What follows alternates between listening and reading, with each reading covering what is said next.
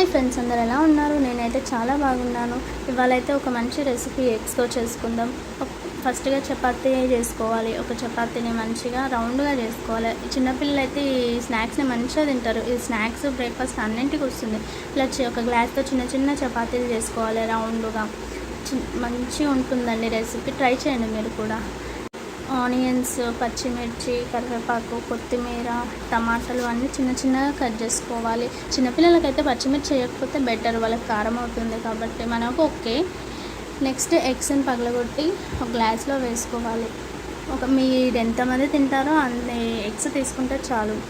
తీసుకున్న ఎగ్స్లో ఆనియన్స్, పచ్చిమిర్చి, ఇప్పుడు ఏదైతే కట్ చేసుకున్నామో కరివేపాకు అవన్నీ తీసుకొని కలపాలి. మంచిగా కలిపి ప్యాన్ పెట్టుకోవాలి. స్టవ్ వెలిగించి ప్యాన్ పెట్టుకొని కొంచెం వేడైన తర్వాత చిన్న చిన్న చపాతీలు చేసుకున్నాముగా అవైతే కొంచెం కాలిన తర్వాత మనం ప్రిపేర్ చేసుకున్న ఆమ్లెట్ దాని మీద వేసుకొని చిన్న చిన్న చపాతీ ఆమ్లెట్స్ రెడీ. సూపర్ ఉన్నాయి. మీరు కూడా ట్రై చేయండి. ట్రై చేసిన వాళ్ళు ఎలా ఉన్నాయో కామెంట్ సెక్షన్లో కామెంట్ చేయండి.